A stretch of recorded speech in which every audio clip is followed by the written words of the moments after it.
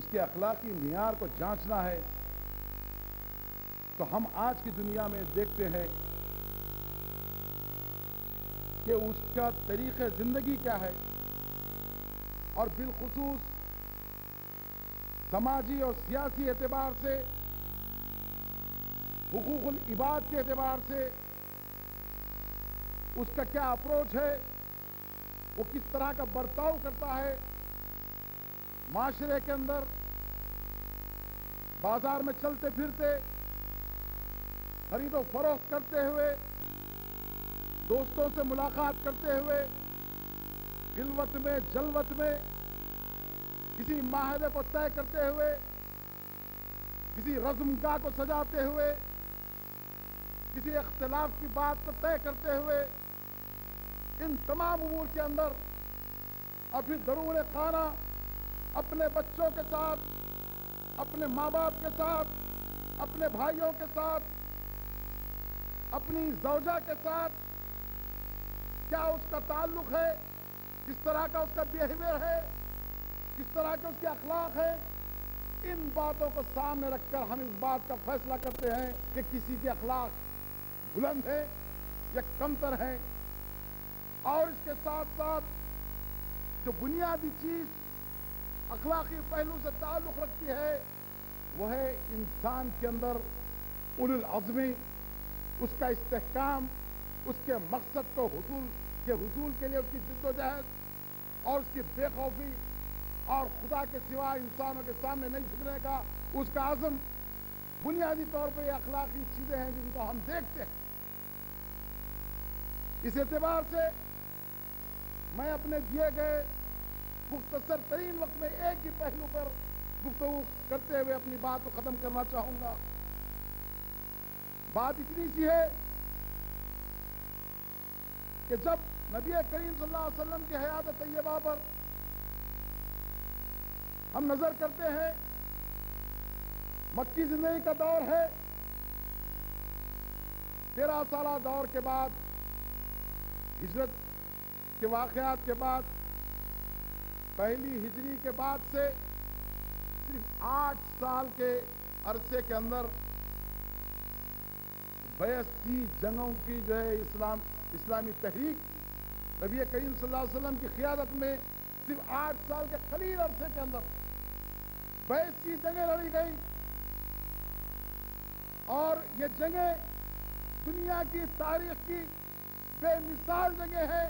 ایسی کوئی مثال نہیں پیش کی جا سکتی جس کے اندر نام تو جنگ ہے لیکن آپ کو جان کے حیرت ہوگی کہ ان تمام 82 جنگوں کے اندر، غزوات و سرایا کے اندر صرف 600 انسانی جانوں کا اطلاق ہوا، شہداء اور مقتولین کو ملا کر صرف 600۔ 8 سال کے لگاتار عرصے کے اندر جنگ بدر کا معرکہ آپ کے سامنے ہے، جنگ احد کا معرکہ آپ کے سامنے ہے، حنین کا معرکہ آپ کے سامنے ہے، فتح مکہ آپ کے سامنے ہے، جنگ خندق آپ کے سامنے ہے۔ ان تمام چیزوں کو آپ نظر ڈالیں گے تو آپ کو احساس ہوگا کہ 8 سال کے مدنی زندگی کے اندر جس کے ہم چاہنے والے ہیں، جس کے ماننے والے ہیں، اگر اس کو تقسیم کیا جائے تو ایسا معلوم ہوگا ہر 45 دن کے بعد ایک جنگ موجود ہے۔ راتوں کے اندر بے اعتباری، دن میں دشمنوں کا سامنا، پوری دنیا مخالف ہو چکی ہے، ہر کوئی چاہتا ہے کہ شمع محمدی کو خاموش کر دیا جائے۔ اور ہجرت سے پہلے آپ جانتے ہیں کہ آپ کے قتل کی سازش کی جا چکی تھی، اور قریش کے ہر قبیلے سے ایک نوجوان کو چنا جا چکا تھا کہ آپ کی زندگی کا خاتمہ کر دیا جائے، لیکن آپ اللہ کے حکم سے ہجرت فرماتے ہیں، وطن سے بے وطن ہوتے ہیں، مدینہ شریف تشریف لاتے ہیں۔ آپ کی حیات میں ہم دیکھتے ہیں کہ شدید ترین جنگی حالات کے اندر بھی آپ کے قلب اثر کے اندر خوف کی ایک رمق اور ایک جھلک ہم کو نظر نہیں آتی۔ زبان آپ کی ذکر الہی میں مشغول ہے، قلب مطمئن ہے، قلب مطمئن ہے۔ بدر کے معرکے میں فوجوں کو تیر سے جو ہے لائن سب بندی کی جاتی ہے۔ جنگ تو آپ نے لڑی، ڈیفنس میں لڑی، لیکن منشا مقصد تھا کہ لوگوں کے قلوب کو فتح کیا جائے. خون ریزی اور گوشت کاٹنا، خون بہانا، اس طرح کی جنگ کبھی نہیں لڑی گئی. آپ ہمیشہ یہ دیکھتے تھے کہ کس طرح لوگوں کے قلوب کو جو ہے پھیر دیا جائے. آپ جانتے ہیں ایک واقعہ میں آپ کے سامنے رکھوں، آپ کی دلیری اور آپ کی ذہانت اور آپ کے خیالات اور وہ حالات پہ قابو کا. کہ ایک مرتبہ مدینے میں شور ہو گیا، ایک ہنگامے کا شور ہو گیا. نبی کریم صلی اللہ علیہ وسلم کی موجودگی میں آپ جانتے ہیں اکا و تنہا گھوڑے پر بغیر زین کسے ہوئے اس کی پشت پر، رنگی پشت پر آپ بیٹھتے ہیں اور سب سے پہلے خطرات کے تمام مقامات کا جائزہ لے کر آتے ہیں اور مدینے کے بسنے والوں کو تسلی دیتے ہیں کہ کوئی گھبرانے کی بات نہیں. یہ شجاعت نبی کریم صلی اللہ علیہ وسلم کی. سب سے پہلے آپ نکلتے ہیں اور اس کو تسلی دیتے ہیں آگے پریشانی کوئی بات نہیں. بدر کے معرکے کے اندر آپ کی دعا یہ ہے کہ یہ 313 آج اگر صفحہ ہستی سے مٹ جائیں تو قیامت تک تیری عبادت کرنے والا کوئی نہیں ہے. اور آپ عریش میں بیٹھے ہوئے ہیں اور اللہ سے دعا مانگ رہے ہیں. ایک مرتبہ آپ خیمے میں تشریف فرما ہے، اللہ کی طرف سے وہی نازل ہوتی ہے کہ اے محمد صلی اللہ علیہ وسلم، ترجمہ میں عربی آیت کا آپ کے سامنے رکھ رہا ہوں کہ ہم آپ کے جان کی حفاظت لیتے ہیں. آپ بیٹھے بیٹھے خیمے سے اپنا منہ مبارک سر جو ہے آپ باہر نکال کے، جو سپاہی وہاں پر تھے ان سے کہتے ہیں کہ جاؤ آرام کرو، اللہ نے میری زندگی کی حفاظت کا وعدہ کر دیا. خدا کی ذات پر یقین کامل، جس کی بہترین مثال آپ کی زندگی میں ہم کو ملتی ہے. اور آپ دیکھتے ہیں کہ کس طرح جنگ احد کے معرکہ آپ کے سامنے ہے. خود کی کڑیاں جو ہے دھس چکی ہے، دندان مبارک شہید ہو چکے ہیں، اور جنگ کے معرکے کے اندر تیروں کی بارش ہو رہی ہے. نبی کریم صلی اللہ علیہ وسلم ٹھہرے ہوئے ہیں. کچھ دیر کے لیے، کچھ لمحات کے لیے آپ کے ساتھ پیچھے ہٹ جاتے ہیں، لیکن ہمارے آقا نبی کریم صلی اللہ علیہ وسلم کی زبان پر تیروں کی بارش سے جب میں برستا ہے، تیر برس رہے ہیں اور آپ ٹھہرے ہوئے، کوئی ڈھال آپ کے ہاتھ میں نہیں ہے اور آپ کی زبان پہ ہے انا نبی لا کذب، میں نبی ہوں، یہ جھوٹ نہیں ہے. انا ابن عبد المطلب، میں عبد المطلب کا بیٹا. یہ خدا کی ذات پر یقین کامل. اور آپ کے یہ اعمال، آپ کی نماز، آپ کی عظمت کی بات کی جاتی ہے. نبی کریم صلی اللہ علیہ وسلم کی عظمت کے 2 واقعات میں آپ کے سامنے رکھتے ہوئے آپ سے اجازت دینا چاہوں گا. عظمت نبی کریم صلی اللہ علیہ وسلم کے کس نقطۂ نظر سے ہم کو دیکھنا چاہیے؟ عظمت نبی کریم صلی اللہ علیہ وسلم یہ ہے کہ خندق کے وقت آقا کے گروپ میں آپ بھی کدال ہاتھ میں لے کر خندق کھود رہے ہیں. یہ نبی کریم کی عظمت ہے. سب کے پیٹ کے اوپر بھوک کی وجہ سے 2 پتھر ہے اور آپ کے شکم مبارک پر 3 پتھر ہے. یہ نبی کی عظمت ہے. نبی کی عظمت یہ ہے کہ مکہ فتح ہو رہا ہے اور آپ کی گردن مبارک خم ہے. وجہ یہ ہے کہ مکے میں وہ لوگ جو تمام آپ کے خلاف تھے، آپ کے راہ میں کانٹے بچھائے تھے، آپ پر گرد و غبار ڈالے تھے، آپ کو جھوٹا کہا تھا، کاہن کہا تھا، جادوگر کہا تھا، آپ کو تکالیف دی تھی، صحن کعبہ میں چادر ڈال کر آپ کو کھینچا تھا، وہ تمام تھے، سامنے تھے اور سمجھتے تھے کہ آج خانہ کعبہ مکہ جو ہے حلال ہو گیا ہے، آج خون کی ندیاں بہائی جائیں گی. لیکن آپ دیکھتے ہیں عظمت نبی کریم صلی اللہ علیہ وسلم یہ ہے کہ دریافت کرنے پر آپ جواب دیتے ہیں کہ میں نگاہیں اس لیے نیچی رکھتا ہوں کہ یہ لوگ جو عمر تمام مجھے ستاتے رہے، ان سے اگر نگاہیں جار ہو جائیں گے تو یہ شرمندہ نہ ہو، اس لیے میں اپنی نگاہوں کو جھکا کے رکھا ہوں. یہ جو ہے عظمت نبی کریم صلی اللہ علیہ وسلم. برادران عزیز، اپنی گفتگو کو ختم کرتے ہوئے میں آپ حضرات سے التماس کرنا چاہوں گا اس مبارک جشن کے موقع پر کہ صبح اٹھنے کے ساتھ ہم کو اپنا جائزہ لینا پڑے گا. رات میں بستر میں جانے کے بعد ہم کو نیند کے آغوش میں جو موت کی دوسری شکل ہے، اس آغوش میں جانے سے پہلے ہم کو سوچنا پڑے گا کہ آج دن کی کمائی ہماری کیا ہے، کس غریب کا ساتھ دیا ہے، کس بیوہ کے سر پہ ہاتھ رکھا ہے، کس یتیم بچے کو ہم نے سہارا دیا ہے، کس کی تعلیم کا انتظام کیا ہے، کس پڑوسی کا خیال کیا ہے. صبح اٹھے ہیں دل میں غم ہونا چاہیے بعزت غلام نبی کریم صلی اللہ علیہ وسلم. معاشرے کے اندر ایک پاکیزگی کا جو ہے تصور پیدا کرنے کے لیے آپ کو نکلنا پڑے گا, اور آپ جب گھر سے نکلیں گے دنیا آپ کے کردار کو دیکھ کر پکارے گی یہ ہے غلام محمد صلی اللہ علیہ وسلم جو اس راستے سے گزر رہا ہے, اس کی آج ضرورت ہے. کل سے اس انقلاب کو برپا کرنا چاہیے. آئیے تقریر کو ختم کرتے ہوئے میں اقبال کی زبان میں آپ سے کہوں گا کہ محمد سے وفا تو نے تو ہم تیرے ہیں, یہ جہاں چیز ہے کیا لوح و قلم تیرے ہیں, اٹھ باندھ کمر کیا رہتا ہے, پھر دیکھ خدا کیا کرتا ہے. وآخر الدعوانا ان الحمدللہ رب العالمین.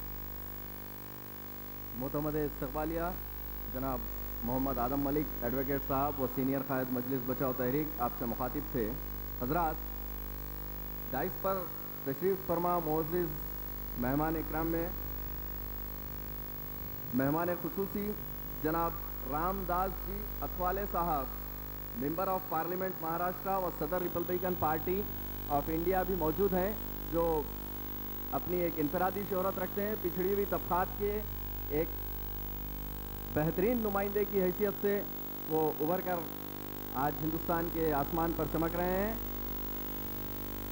کچھ ہی لمحات میں شیر مہاراشٹرا جناب ابو عاصم اعظمی صاحب جلسہ گاہ میں تشریف لانے والے ہیں. میں آپ تمام حضرات سے خواہش کرتا ہوں کہ جو حضرات باہر سے سماعت کر رہے ہیں وہ لوگ جلسہ گاہ میں تشریف لائیں. آپ لوگوں کی سہولت کے لیے کرسیوں کا اہتمام بھی کیا گیا ہے. اب میں ایک اور کمسین نابخواں احمد بن حسن صاحب سے خواہش کروں گا کہ وہ ہدیہ نعت بارگاہ رسالت مآب صلی اللہ علیہ وسلم میں پیش کریں.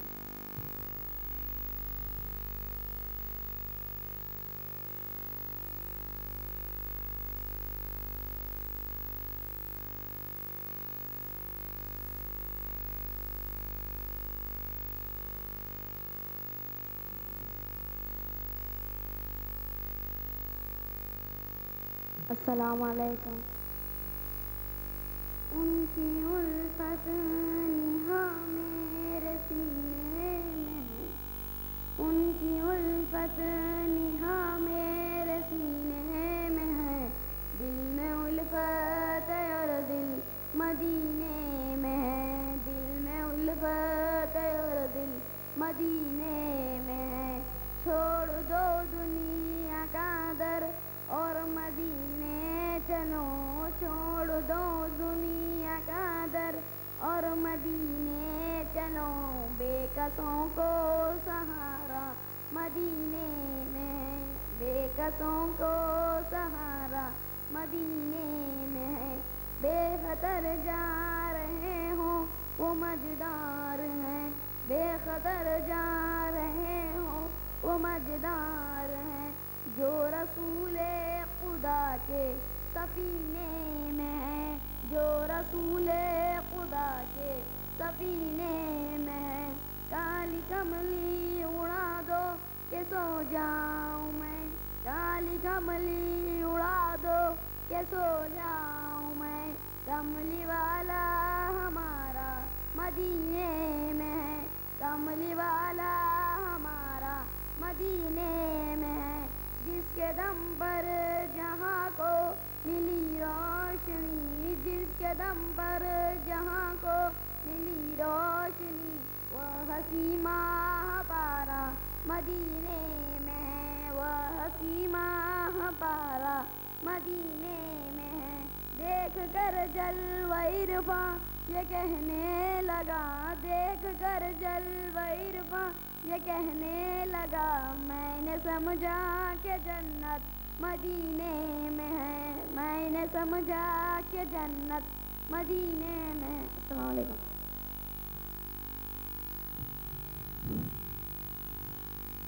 اب میں زحمت خطاب دینے جا رہا ہوں حضرت مولانا مفتی غلام دستگیر قریشی اشرفی صاحب, کامل جامع نظامیہ و صدر حفاظ بورڈ.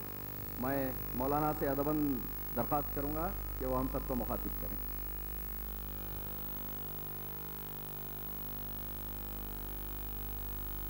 السلام علیکم ورحمۃ اللہ وبرکاتہ.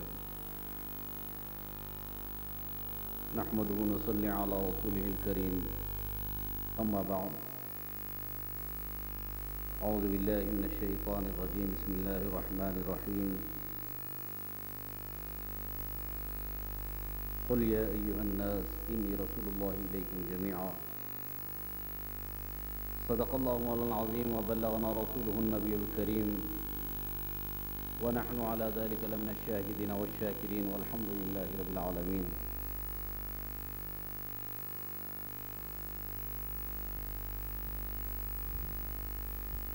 قول نافذ ہے تیرا سیف تیری قامت تیرا. یا رسول اللہ قول نافذ ہے تیرا سیف تیری قامت تیرا. دم میں جو چاہے کرے دور ہے شاہ تیرا. دم میں جو چاہے کرے دور ہے شاہ تیرا. مٹے مٹتے ہیں مٹ جائیں گے اعداء تیرے. مٹتے ہیں مٹ گئے مٹتے ہیں مٹ جائیں گے اعداء تیرے. نہ مٹا ہے نہ مٹے گا کبھی چرچا تیرا یا رسول اللہ صلی اللہ علیہ وسلم. جہاں جاؤں وہاں نور ہدایت ہو تو کیا کہنا. جہاں جاؤں وہاں نور ہدایت ہو تو کیا کہنا. تصور میں رخ پاک رسالت ہو تو کیا کہنا. تصور میں رخ پاک رسالت ہو تو کیا کہنا. نہ آئے یاد کچھ بھی ماں سوائے گنبد خضرا. نہ آئے یاد کچھ بھی ماں سوائے گنبد خضرا. مجھے سارے جہاں سے ایسی غفلت ہو تو کیا کہنا. صلی اللہ علیہ نبی علیہ صلی اللہ علیہ وسلم. صلاۃ و سلام علیک یا رسول اللہ. صلاۃ و سلام علیک یا حبیب اللہ.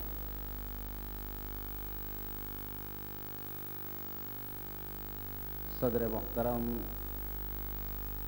غازی ملت قائد انقلاب محمد امان اللہ خان صاحب صدر مجلس بچاؤ تحریک، محمد علی جناب محمد آدم ملک صاحب معتمد مجلس بچاؤ تحریک، دیگر ڈائز پر تشریف فرما علماء کرام، معززین نظام و سامعین محترم،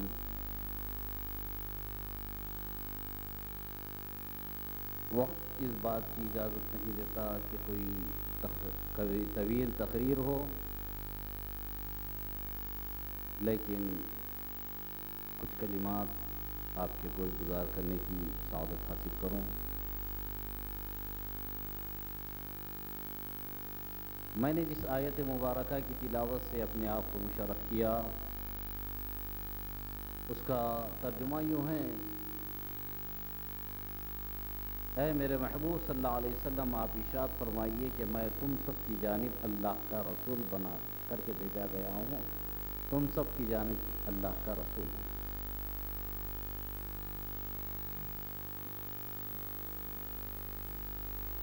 دنیا کے اندر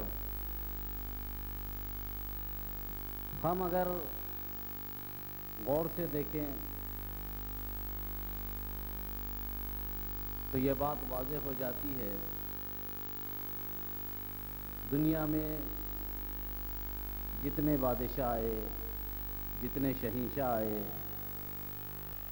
جتنے حکمران آئے،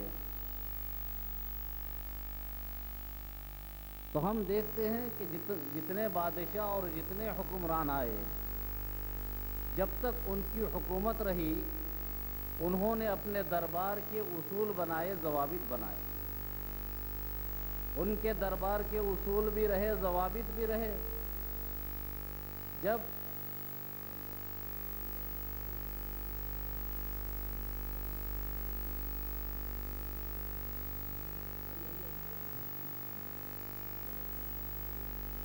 ایک مرتبہ درود شریف کا نذرانہ مبارک پیش فرمائیے. اللہم صلی علی سیدنا محمد وعلی آل سیدنا محمد کما تحب و ترضى ان تصلی علیہ. صلاۃ و سلام علیک یا رسول اللہ. صلاۃ و سلام علیک یا حبیب اللہ.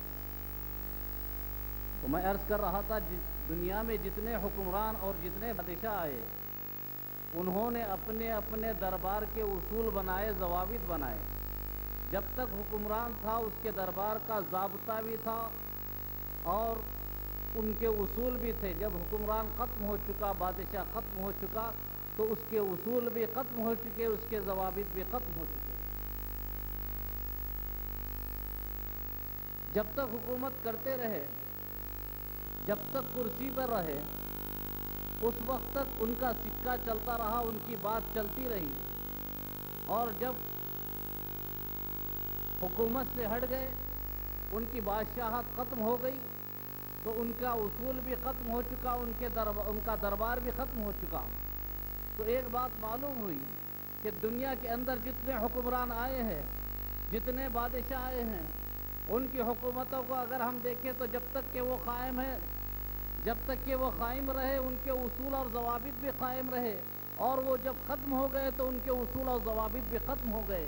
لیکن اسی آسمان کے نیچے، اسی زمین کے اوپر ایک ایسی بارگاہ ہے جس کا قانون بنانے والا رب العالمین ہے، اور وہ قانون ہے دربار مصطفیٰ کا قانون ہے. دربار مصطفیٰ کا قانون ہے.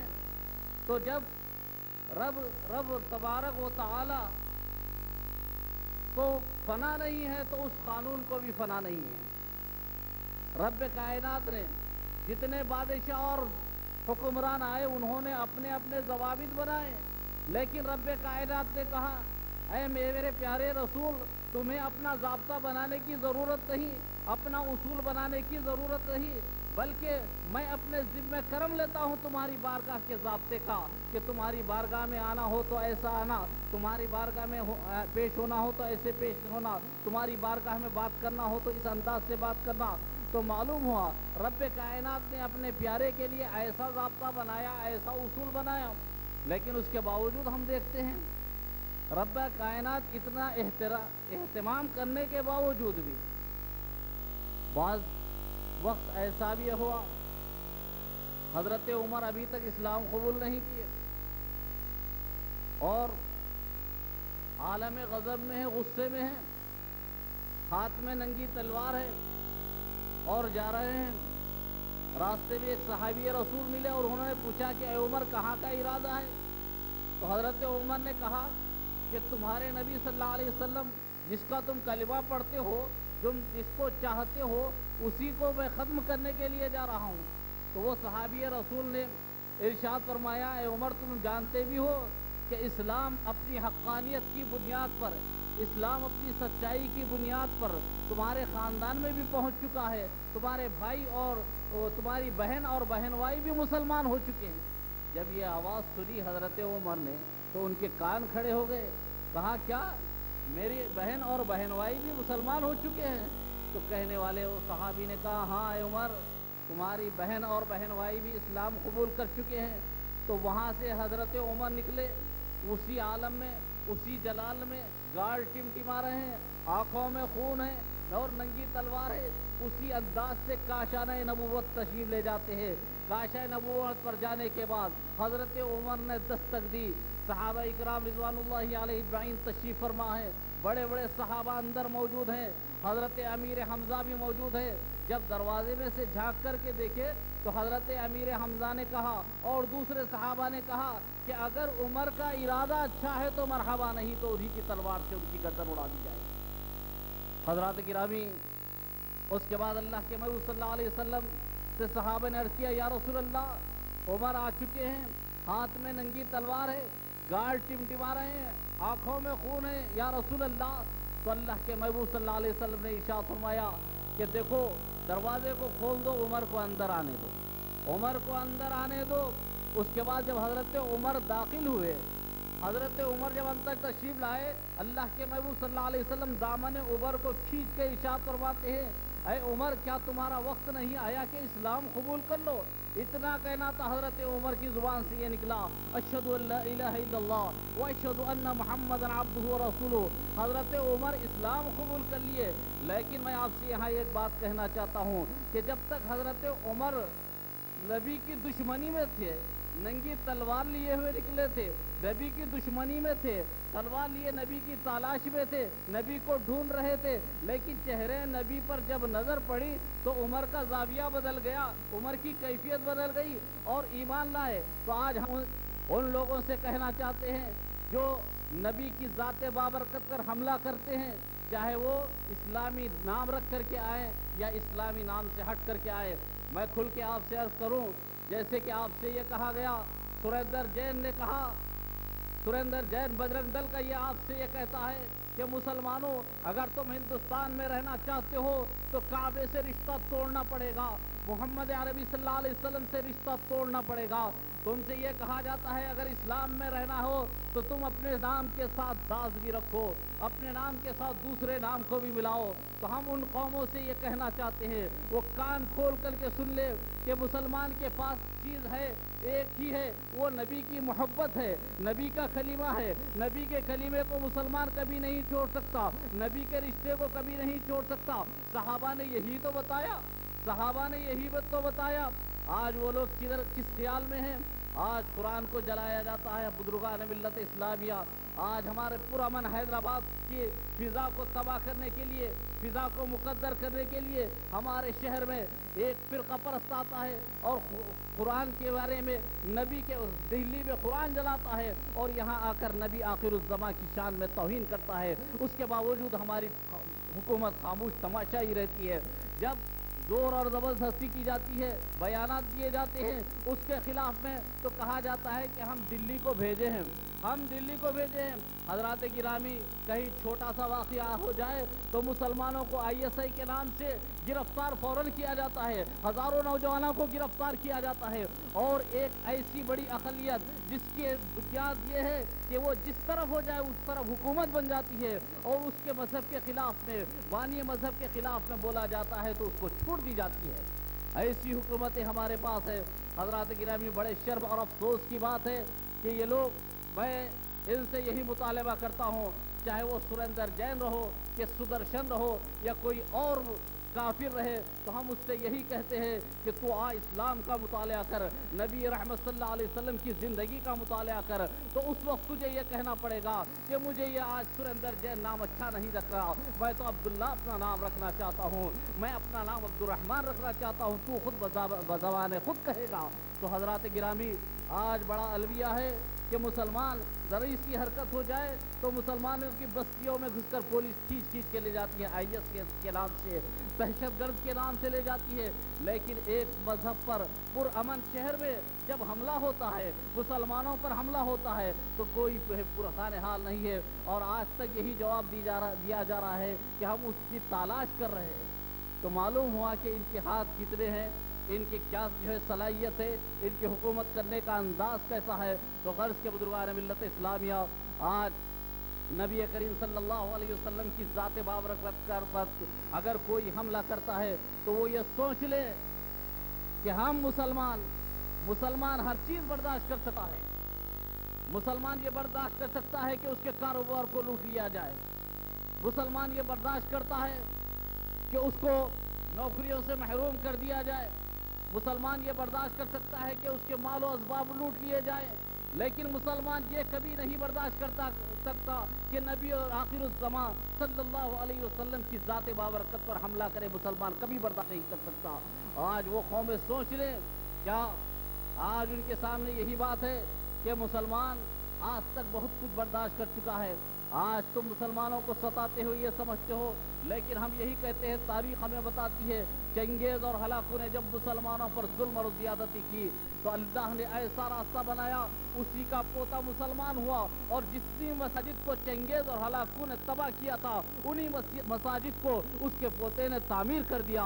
تو آج تاریخ ہمیں بتاتی ہے، جن لوگوں نے بابری مسجد کو شہید کیا، جن لوگوں نے بابری مسجد کے تقدس کو پامال کیا، وہ دن دور نہیں ہے کہ انہی کی نسل اس کو تعمیر کرے گی، اور وہاں سے جو صدا اٹھے گی کوئی اور صدا نہیں اٹھے گی، بلکہ اللہ اکبر کی صدا ہوگی، اور یہی ہر مسلمان کی خواہش بھی ہے، اور جب تک یہ تکمیل نہ ہو مسلمان چین سے بیٹھ ہی نہیں سکتا۔ انہی الفاظ کے ساتھ ہم خدا کی بارگاہ میں دعا کرے، الہ العالمین، ہم گناہ گار، خطا کار، سیاہ کار ہے، ہمارے گناہوں کو نہ دیکھ، اپنے پیارے حبیب صلی اللہ علیہ وسلم کے صدقے میں طفیل میں ہمارے گناہوں کی بخشش فرما، ہمیں اعمال صالحہ کرنے کی توفیق عطا فرما، الہ العالمین، ہر طرف اسلام کا بول بالا کر دے، الہ العالمین۔ العالمین جتنے مسلمان کے دشمن ہیں ان کو تباہ و برباد کر دے۔ الہ العالمین فلسطینی مسلمانوں کی حفاظت فرما، الہ العالمین کشمیری مسلمانوں کی حفاظت فرما، الہ العالمین جہاں جہاں پریشان مسلمان حال ہے الہ العالمین ان سب مسلمانوں کی مدد فرما، الہ العالمین تو امن و امان جو ہے نازل فرما دے۔ الہ العالمین ہم سب کو چاہے کسی مقام پر، لیکن آنکھ کھلے تو تیرے محبوب کے قدموں میں آنکھ کھلے ایسا بندوبست فرما دے۔ کچھ رہے یا نہ رہے پر یہ دعا ہے کہ وہ امیر نزا کے وقت ہم سب کا ایمان سلامت رہے۔ وآخر دعوانا الحمدللہ۔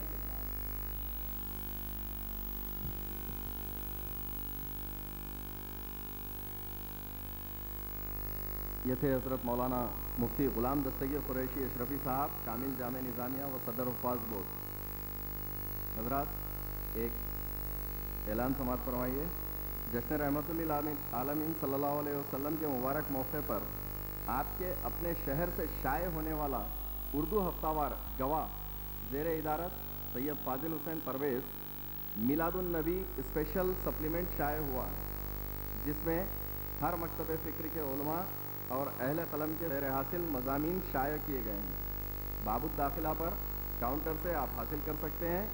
یہ دستاویزی نمبر ہے، ہر مسلمان کے گھر کی ضرورت ہے۔ ہدیہ صرف 5 روپے۔ اب میں ادباً التماس کرتا ہوں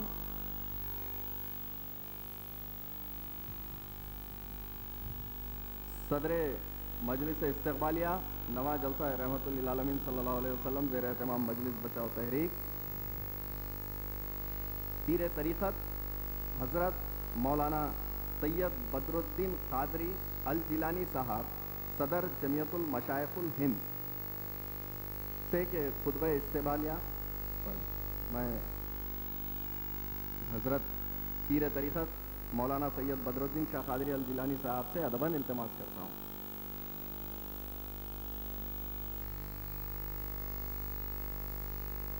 السلام اللہ علیکم ورحمتہ وبرکاتہ۔ الحمد للہ رب العالمین والعاقبۃ للمتقین والصلاة والسلام علی سید المرسلین وعلى آلہ الطیبین الطاہرین واصحابہ المکرمین المعظمین واولیائہ العارفین الکاملین وعلماء امته الراشدین المہدیین الى یوم الدین، اما بعد فاعوذ باللہ من الشیطان الرجیم، بسم اللہ الرحمن الرحیم، وما ارسلناک الا رحمتا للعالمین۔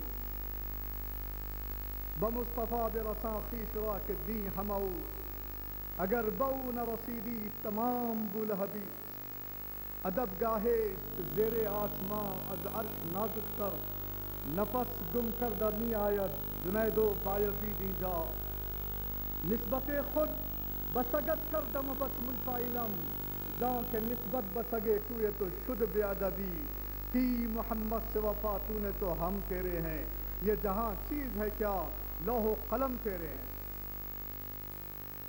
غازی ملت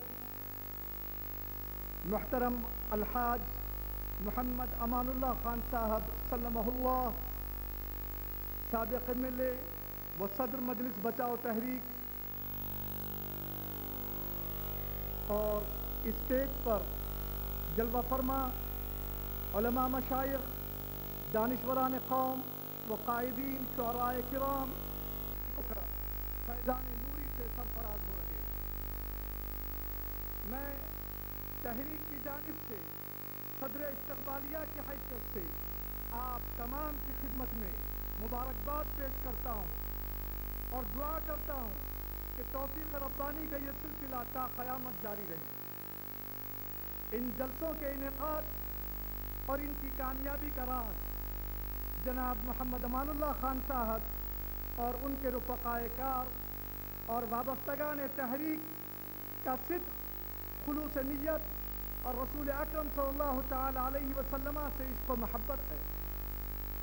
ان جلسہ میلاد النبی صلی اللہ علیہ وآلہ وسلم کا مقصد تبلیغ اسلام اور سیرت طیبہ سے آگہی ہے، یہی اعمال خیر اور انسانیت کی کلید ہے۔ یہ جلسہ پولیس ایکشن سے قبل منعقدہ میلاد کے جلسوں کی یاد تازہ کرتا ہے، جن کی بنیاد قائد ملت نواب بہادر یادگار نے ڈالی تھی۔ مجلس بچاؤ تحریک کو یہ اعزاز حاصل ہے کہ اس نے بابری مسجد کے تحفظ کو تحریک کی شکل دی، اور یہ تاریخ کا عظیم سانحہ رہا ہے کہ جب کبھی کسی مسلم قیادت نے فرعونی عناصر، طاغوتی قوتوں اور مفاد پرستوں کے خلاف آواز بلند کی اور قادر مطلق پر یقین کامل رکھتے ہوئے دار و رسم کی دھمکیوں سے بے خوف ملی مفادات کے تحفظ کا مخلصانہ اقدام کیا، تو خود غرض اور مفاد پرست قیادت نے اس کو کچلنے کے لیے دین و مذہب کے نام پر ہر قسم کے ہتھ کنڈے اختیار کیے، جس سے عوام تو کیا علماء، مشائخ و دانشوران بھی متاثر ہوئے بغیر نہ رہ سکے۔ متاع دین و دنیا لٹ گئی اللہ والوں کی، یہ کس کافر ادا کا غمزہ خوریز ہے ساقی۔ برادران اسلام، آج کا عظیم الشان جلسہ حضور ختمی مرتبہ صلی اللہ تعالی علیہ وآلہ وسلم کی ولادت کا نورانی سلسلہ ہے، اور آپ کی شرکت سعادت دارین کی ضمانت ہے۔ وہ ہر عالم کی رحمت ہیں، کسی عالم میں رہ جاتے، یہ ان کی مہربانی ہے کہ یہ عالم پسند آیا۔ سید الکائنات صلی اللہ تعالی علیہ وآلہ وسلم 12 ربیع الاول شریف کی صبح صادق میں اس خاکدان گیتی پر جلوہ گر ہوئے۔ اللہ تعالیٰ نے آپ کو اپنا محبوب بنایا اور تمام رسولوں سے افضل و اعلیٰ قرار دیا۔ اللہ تعالیٰ نے آپ کو صبح صادق کے وقت اس لیے پیدا فرمایا کہ محبوب کے انوار و تجلیات سے رات بھی محروم نہ رہے اور دن بھی روشن ہو۔ خدائے ذوالجلال نے آپ کو بڑے بڑے القاب و انعامات اور مراتب و درجات سے سرفراز فرمایا۔ آپ طٰہٰ و یاسین ہیں، آپ صاحب معراج اور شافع محشر ہیں، آپ مالک کون و مکان اور وجہ تخلیق دو عالم ہیں، آپ خاتم النبیین اور رسول کائنات ہیں، آپ افضل الانبیاء اور نور اول ہیں۔ آپ کے اخلاق کو پروردگار عالم نے عظیم فرمایا ہے۔ تمام القاب و اوصاف میں جامع لقب رحمت للعالمین ہے، اور حضور صلی اللہ تعالی علیہ وآلہ وسلم سب کے لیے رحمت ہیں۔ آپ نے کافروں اور منکروں کے ساتھ بھی حسن سلوک کا ایسا مظاہرہ فرمایا۔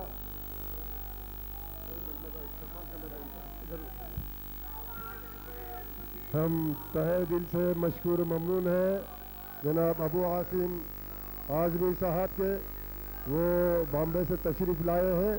وہ مہاراشٹرا کے اندر اسلام کے تحفظ کے لیے اسلام دشمن، نہ صرف اسلام دشمن بلکہ انسانیت کا جو دشمن ہے اسے وہاں پر مقابلہ کر رہے ہیں۔ ہم ان کا استقبال کرتے ہیں نعرہ تکبیر کی گونج پر۔ نعرہ تکبیر!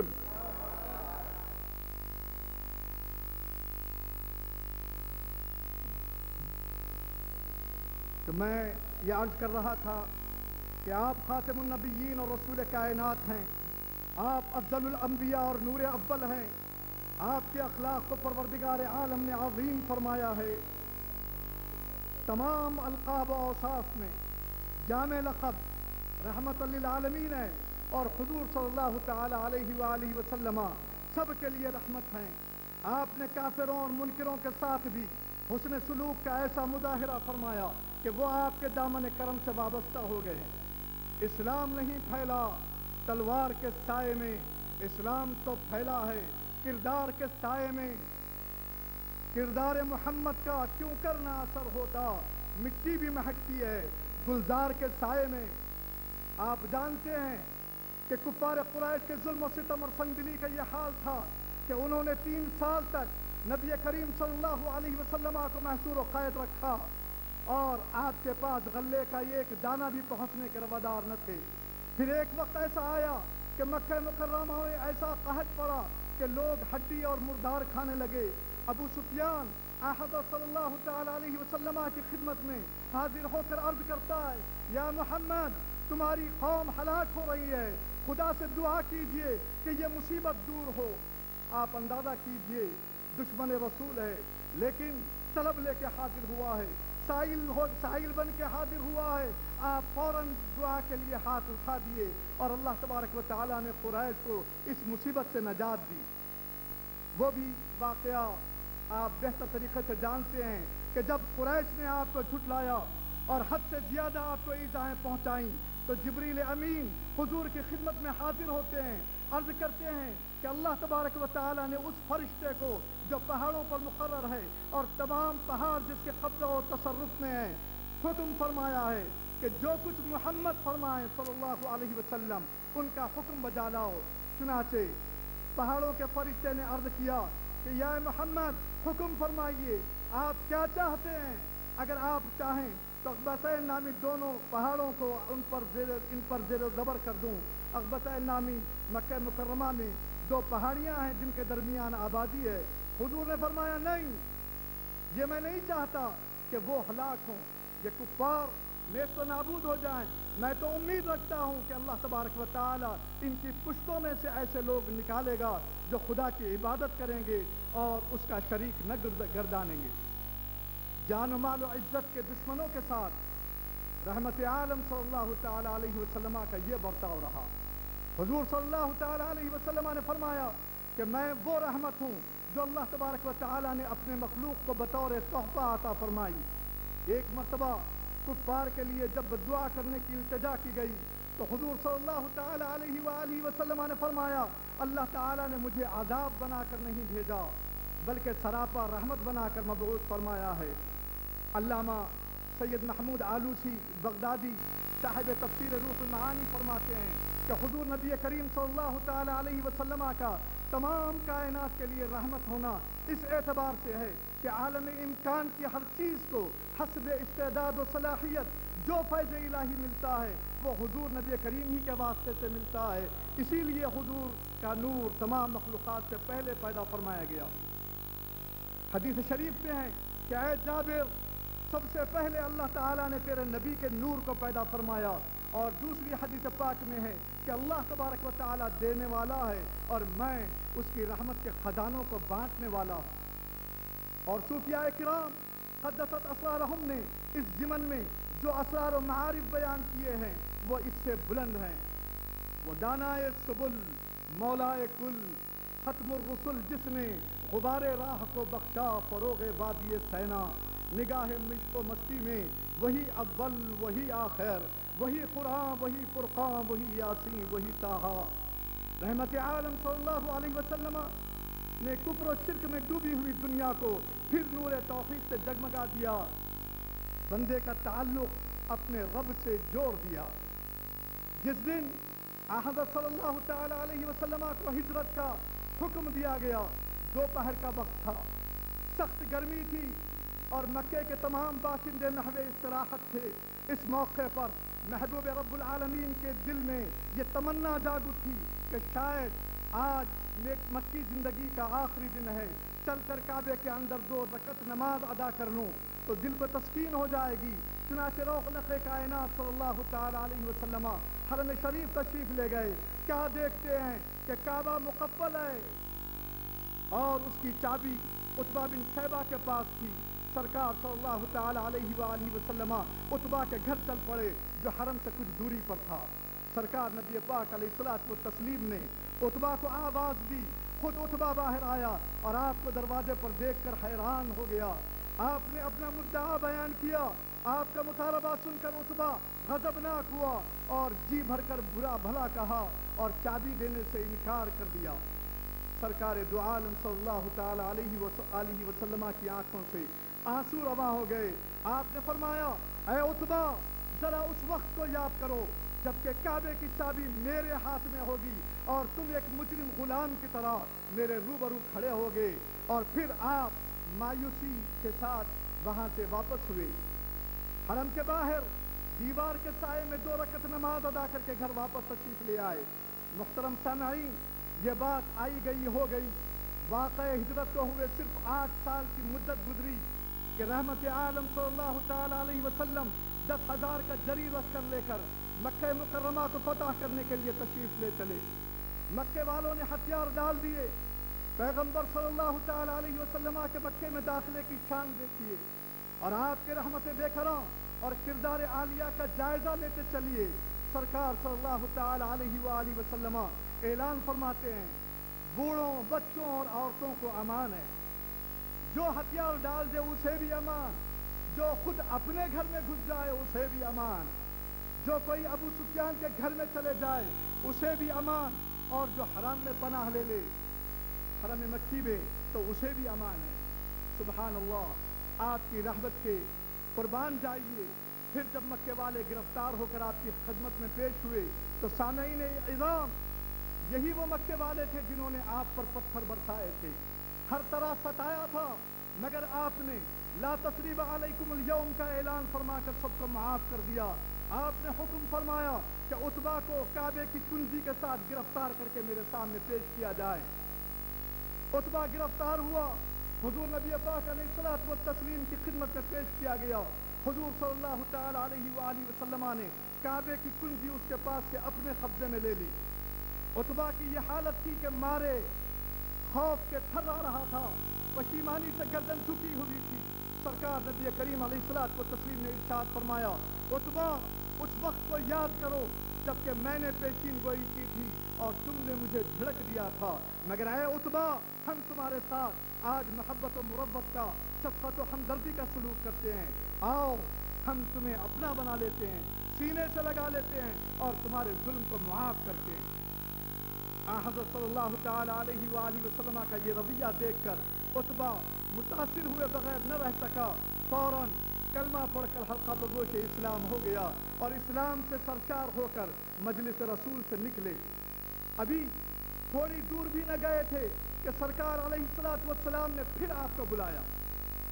پھر خدمت اقدس میں عتبہ حاضر ہوئے تو آپ نے ارشاد فرمایا اے عتبہ ہم نے نہ صرف تم کو معاف کیا بلکہ تمہیں اپنا بنا لیا ہے، چلو تم پر ایک اور احسان بھی کرتے ہیں، یہ لو کعبے کی چابی، اس کو رکھنے کا شرف تمہارے خاندان ہی کو حاصل رہے گا۔ یہ ہے میرے سرکار کی رحمت۔ سرکار سراپا رحمت، وہ نعمت الہیہ ہیں، جتنی عالم کی نعمتیں ہیں سب انہی کے طفیل میں مل رہی ہیں۔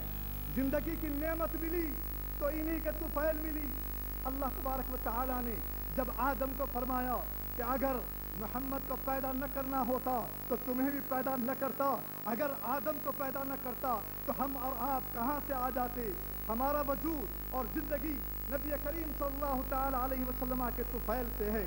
زندگی کے بعد جتنی کائنات میں نعمتیں ہیں وہ آپ کے طفیل ہوئیں کہ اگر حضور آتے تو کائنات نہ، اگر حضور نہ آتے تو پھر یہ کائنات بھی نہ بنتی۔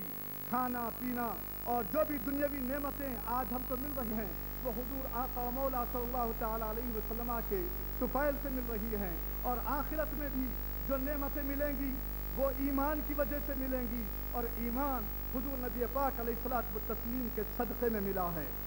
غرض دنیا سے لے کر قبر تک اور قبر سے لے کر حشر تک نعمتوں کا ایک سلسلہ ہے، وہ نبی کریم صلی اللہ علیہ وآلہ وسلم کے طفیل سے ہے، اس لیے اس نعمت پر جتنا بھی ناز کیا جائے کم ہے۔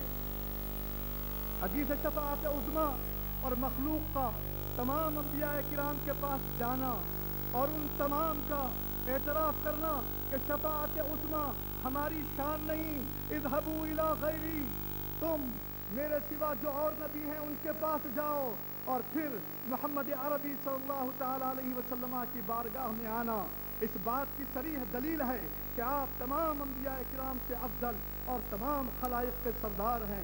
صحیح حدیث میں ہے کہ آپ نے فرمایا انا سید ولد آدم انا اکرمہم علی ربی، میں اولاد آدم کا سردار ہوں، میں اپنے پروردگار کے ہاں سب سے زیادہ معزز ہوں۔ اللہ تبارک و تعالی ارشاد فرماتا ہے ولولا فضل اللہ علیکم ورحمتہ لاتبعتم الشیطان الا قلیلا، اے مسلمانوں اگر اللہ کا فضل اور اس کی رحمت تم پر نہ ہوتی تو تم میں سے سوائے چند کے سب شیطان کے پیچھے لگ جاتے۔ اس آیت پاک کی تشریح میں اکثر ائمہ تفسیر نے یہ بیان فرمایا ہے کہ یہاں اللہ تبارک و تعالیٰ کے فضل اور رحمت کا اکٹھا ذکر آیا ہے، اس سے مراد حقیقت میں فقط حضور نبی پاک علیہ الصلوۃ والتسلیم ہے۔ یعنی مسلمانوں سے مخاطب ہو کر اللہ جل مجدہ ارشاد فرما رہا ہے کہ اگر حضور کی ذات گرامی مبعوث نہ ہوتی تو تم میں سے اکثر گمراہ ہو جاتے اور شیطان کے پیروکار بن کر تباہ ہو جاتے۔ یہ محض اللہ کا کرم ہے کہ اس نے ہدایت کی راہوں سے بھٹکی ہوئی انسانیت کو اپنا محبوب مبعوث فرمایا اور لوگ شیطان کے ہتھ کنڈوں سے بچ گئے۔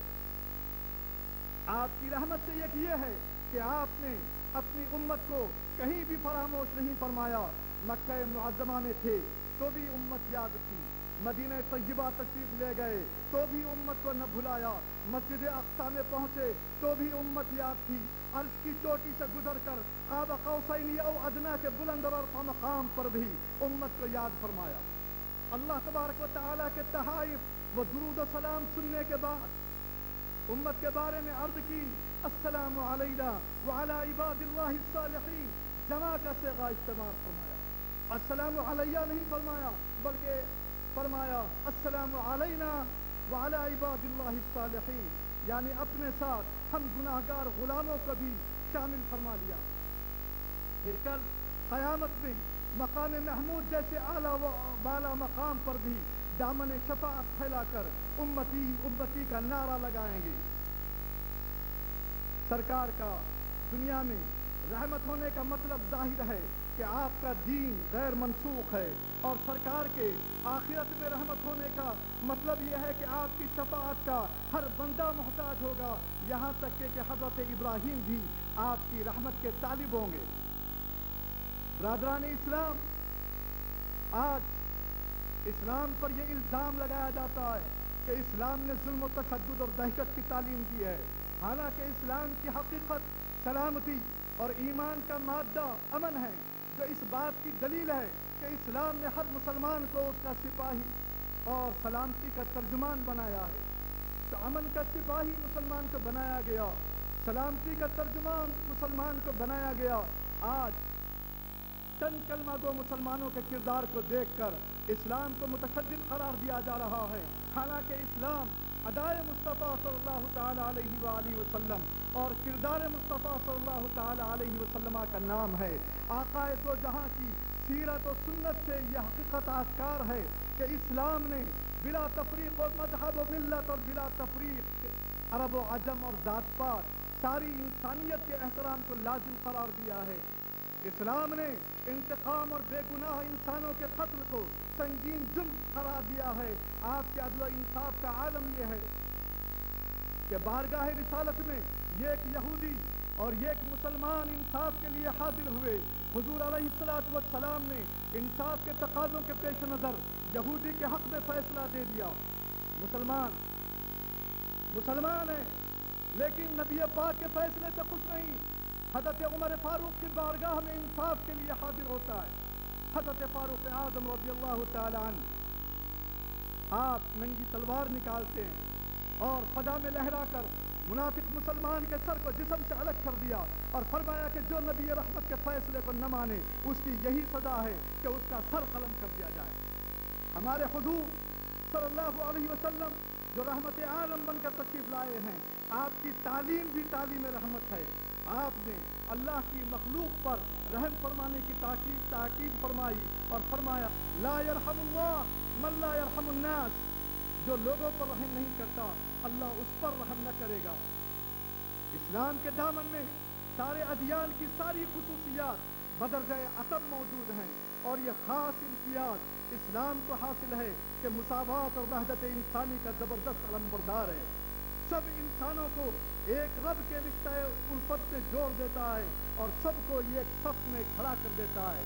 اسلام نے کذب و افطرا، بہتان سرازی، شرارت و بربریت، فتنہ انگیزی، نفاق اور تضاد بیانی کے ذریعے غلبے اور حصول اقتدار کو حرام قرار دیا ہے۔ آج جو لوگ اوقافی جائیدادوں کو فروخت کر کے یا اس پر ناجائز قبضہ کر کے واقف کے منشا اور اسلامی اصولوں کے خلاف جد و جہد میں مصروف ہیں، حیرت ہے کہ ایسے کالے کرتوت کے حامل افراد کے لیے بعض نام نہاد علماء و مشائخ اور اخبارات کسی نہ کسی عنوان سے ان کی تعریف و توصیف کو اپنا فریضہ سمجھ رہے ہیں اور آخرت کو انہوں نے فراموش کر دیا ہے، حالانکہ اصلاحی نقطہ نظر کے حامل افراد اور تعلیمی و اشاعتی اداروں کا فرض ہے کہ وہ ملت اسلامیہ کو حقائق سے آگاہ کرے۔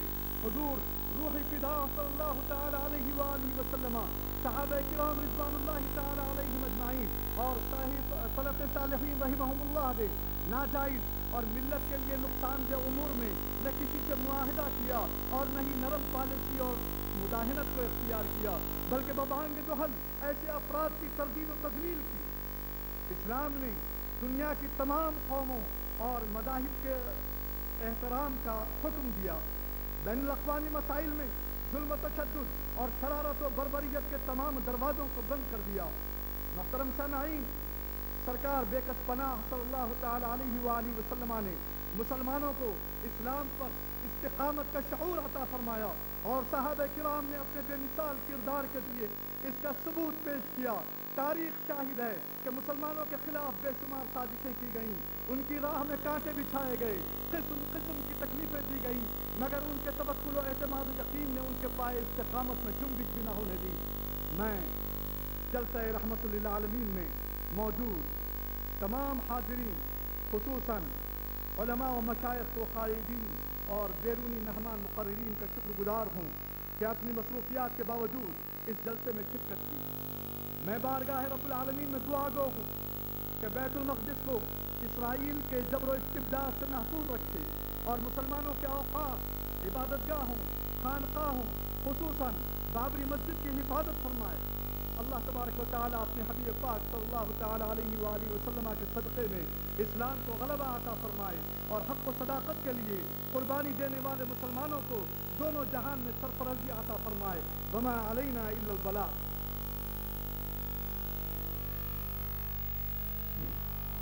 ابھی آپ سے مخاطب تھے صدر استقبالیہ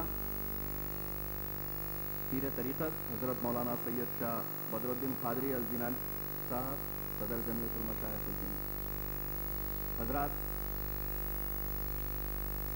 اللہ تعالیٰ نے فرعون کے لیے موسیٰ کو پیدا کیا تھا،